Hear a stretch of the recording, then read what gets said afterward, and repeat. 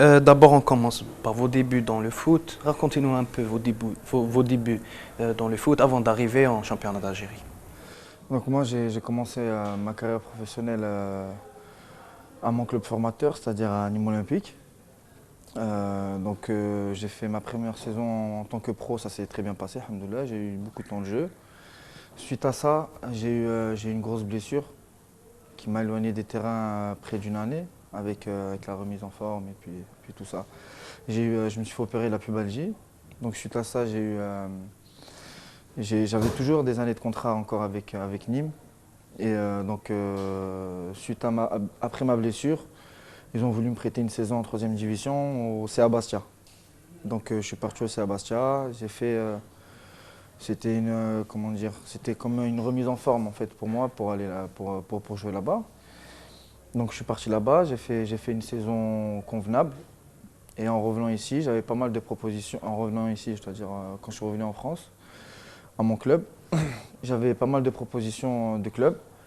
En fait, j'ai reçu un petit boycott par Nîmes parce qu'ils avaient fait une déclaration comme quoi le coach n'avait pas besoin de mes services. Moi, ça tombait bien parce que moi, je voulais quitter le club. Et puis, d'autre part, j'avais d'autres propositions ailleurs, mieux que Nîmes. Et en fait, au lieu de me passer simplement ma libération, vu que j'étais beaucoup sollicité, le club de Nîmes a demandé un dédommagement au club qui me voulait. Du coup, ça a freiné un peu les clubs qui me voulaient. Puis après, au dernier moment, je suis venu avec l'aide de mon père, je suis venu à l'MCO.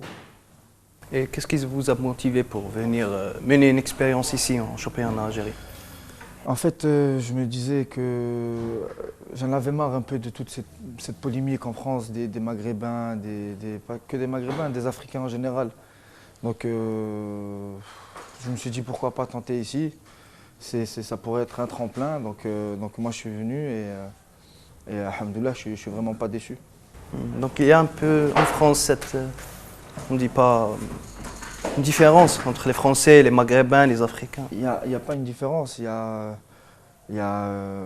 entre guillemets une exclusion des Maghrébins, surtout des Maghrébins.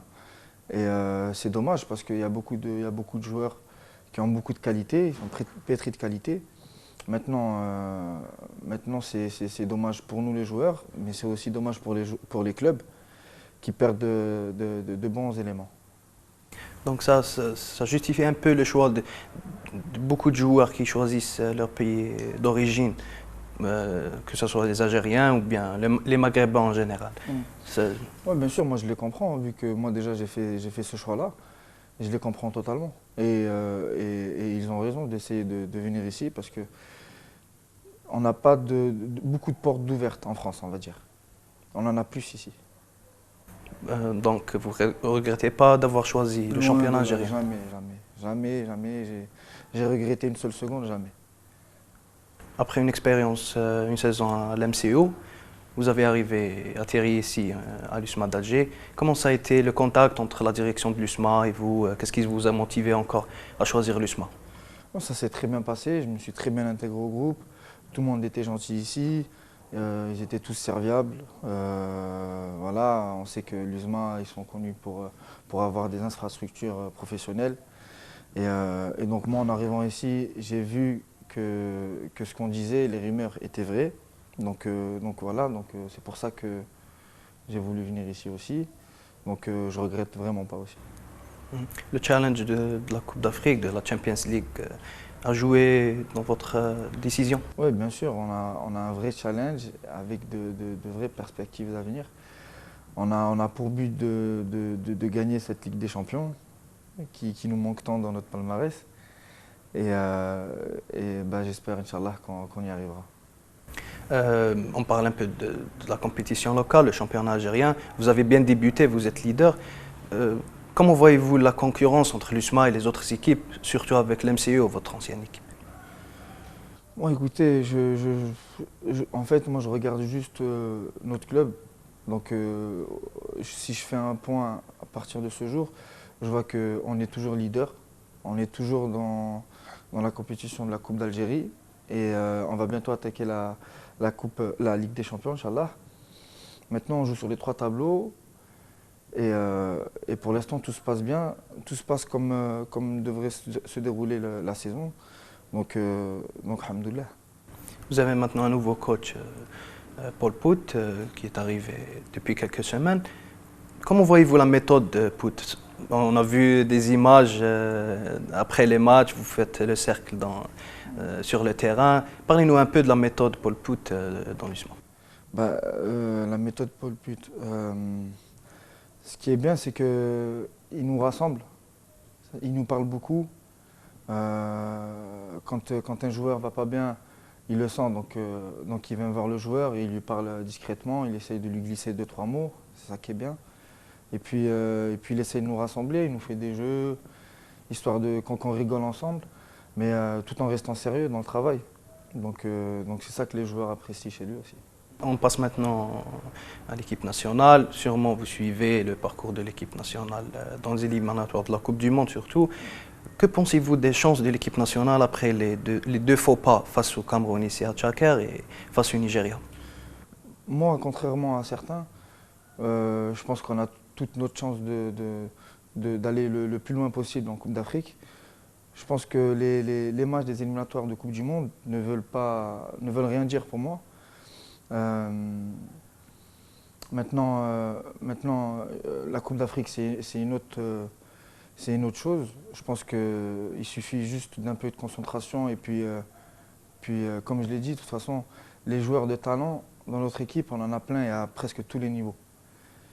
Il suffit juste que la mayonnaise prenne et ça y est, le bateau il est parti et puis ça y est. Je pense qu'une fois que tous les joueurs, enfin du moins les joueurs cadres auront pris conscience qu'il faut entre guillemets prendre les choses en main, je pense que peu d'équipes en Afrique peuvent arrêter l'Algérie.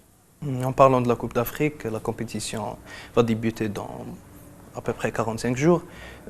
Que pensez-vous des adversaires de l'équipe nationale? La Tunisie, le Sénégal, le Zimbabwe, un groupe. Ouais, c'est 3 grandes nations du football. Maintenant l'Algérie aussi, c'est une grande nation du football. Une grande équipe ne peut pas gagner qu'avec des petites équipes, surtout un tournoi comme la Coupe d'Afrique. Je pense que dans certains tournois comme celui-là, il faut des, comment dire, il faut des paliers à passer. On va tomber contre des équipes moyennes, on va tomber contre des équipes très fortes, on va tomber contre des équipes qui sont sur le papier moyennes et sur le terrain très fortes. Donc ça passe par là pour gagner, pour aller le plus loin possible. Donc l'équipe nationale est parmi les équipes Oui, bien qui sûr. peuvent. Oui, bien sûr, qui peuvent remporter la Coupe d'Afrique. Je pense que tout le monde pense comme moi, même si on a eu 2 résultats entre guillemets négatifs en élimination de Coupe du Monde, éliminatoire de Coupe du Monde, pardon. Ça veut rien dire pour moi. On parle de beaucoup de noms qui vont peut-être renforcer l'équipe nationale dans la CAN, surtout des défenseurs. Si le coach national fait appel à vous, est-ce que vous êtes prêt? Moi, je suis prêt depuis que je suis né pour jouer avec l'équipe nationale. C'est un rêve pour moi et c'est un rêve pour tous les joueurs algériens. C'est même un honneur même. C'est l'une des causes pour laquelle je suis venu ici en Algérie. C'était pour atteindre l'équipe nationale. Je savais que j'avais beaucoup plus de chance ici. Maintenant si j'arrive à toucher du doigt l'équipe nationale, c'est quelque chose de grandiose, très grandiose pour moi. Donc vous êtes aussi un joueur polyvalent, vous jouez dans la défense, aussi au milieu de terrain. C'est un avantage qui jouera peut-être en votre faveur. Ça peut être un avantage comme un inconvénient.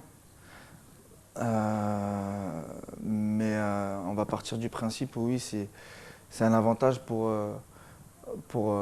l'équipe et pour le coach aussi. Donc ouais, c'est un avantage. Vous êtes aussi buteur, vous avez marqué beaucoup de buts avec l'MCO, 9 je crois. Quel est le secret dans tout ça? Le secret, il n'y a pas de secret. J'étais au bon endroit au bon moment, c'est juste la chance. J'étais là au bon endroit au bon moment. Par exemple, j'ai mis des buts. Si je le refais 9 fois à l'entraînement, 9 fois sur 10, je ne marque pas. Donc c'est vraiment que de la chance. Comme vous le savez aussi, le championnat algérien, on revient au championnat algérien, il est frappé par une vague de violence ces derniers temps. Qu'est-ce que vous pensez de ce fléau et les solutions peut-être qui peuvent aider pour diminuer ces dégâts? Moi, je pense que c'est très dommage parce qu'on a un championnat, alhamdoulilah, qui est beaucoup suivi par les supporters. Et donc c'est dommage parce que ça pénalise et les clubs et les supporters. Donc moi je comprends pas en fait, je comprends pas ces débordements là.